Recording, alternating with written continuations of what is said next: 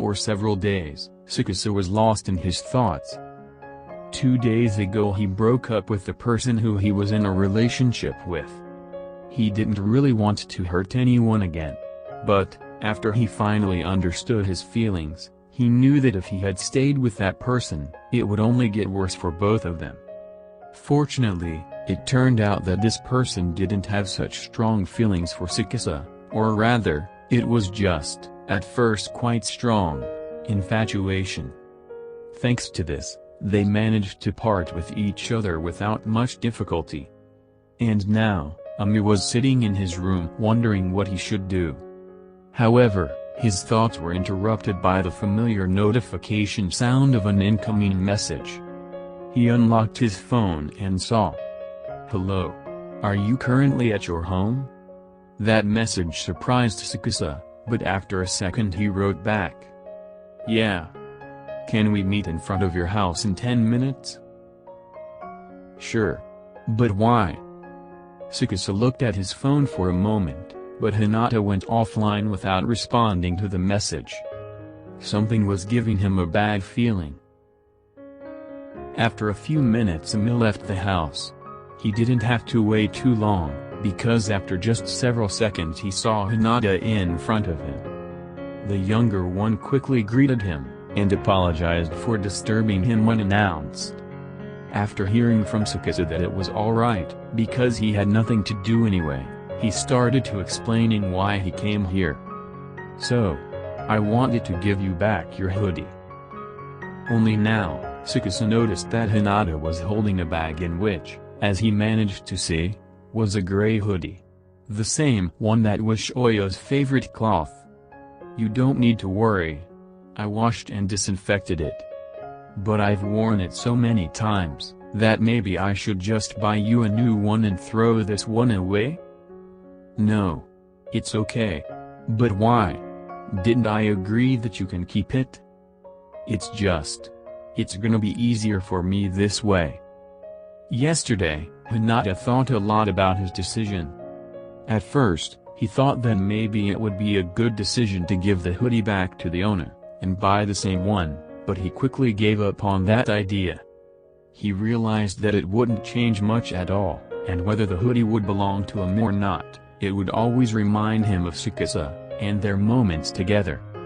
In order to finally be able to move on, he decided that he should just give it back to the elder. Hinata sighed barely audible, then smiled slightly. However, despite his best efforts, that smile didn't really look happy. It was rather a sad one. Tsukasa was a person who usually thought before doing something. But it really hurt him to see Shoyo like that. So this time he let his emotions take over. Shocking the shorter boy, he pulled him close and hugged him tightly. "What are you doing?" Feeling confused, Shoyo started talking.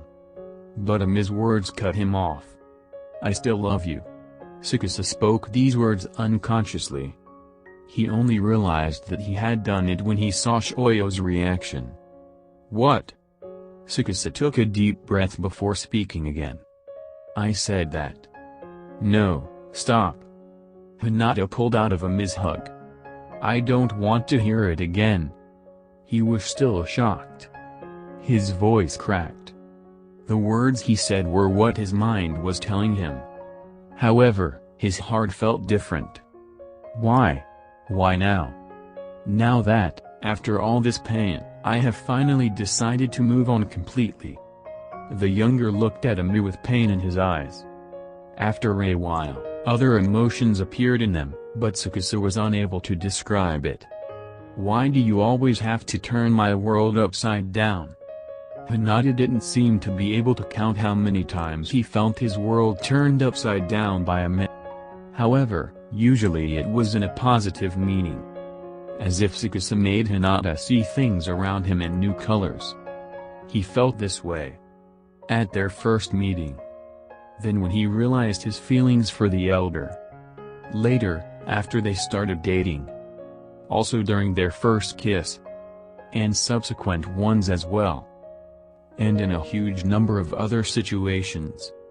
Both the subtle and the more significant ones. "I'm sorry. I'm really sorry. I never really stopped loving you. I thought I did, but only because subconsciously I began to notice that you changed. However, I realized that was not true, and I still love you, even after your little changes, because it's still you. I didn't understand it before, but even with the person I was in a relationship with, after we broke up, I was mostly because he reminded me of you. SakuHina mentally scolded himself for the way he chose his words. It didn't sound as good as he wanted it to. There were so many things he wanted to add, but he still had trouble expressing his emotions and talking about them. Can't we try again? Some time ago you said that you still love me too, right? I do.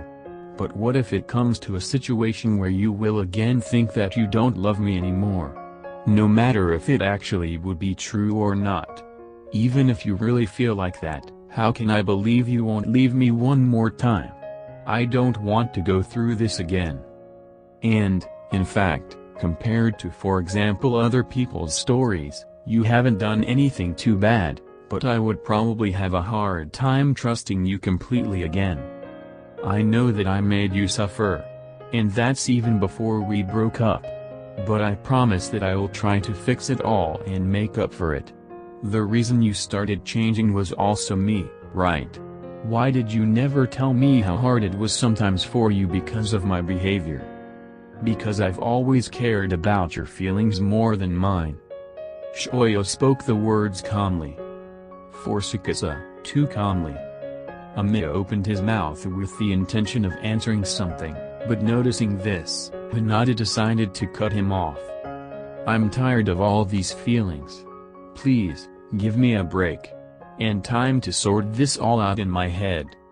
Hinata took a deep breath and then added. And that should stay with you. He said tiredly, then handed OmiHina the bag that contained the older boy's hoodie. At least for now, he heard in his head, but he quickly dismissed the thought. Then he turned and, saying nothing more, began walking in the direction he had come from. SakuHina wanted to stop him, and answer every word Hinata told him today, but he didn't want to make it any harder for him. So OmiHina could do nothing but stand still in the same place and watch the younger boy's back slowly disappear. Dot. Dot. Dot. Dot. Hello. How do you want this story to end? Please, write in the comments. One person told me that the feelings in this story are a little bit complicated, but I hope that's understandable. And sorry for the mistakes. I feel like my English has gotten worse lately. Anyway, I hope you enjoyed the video.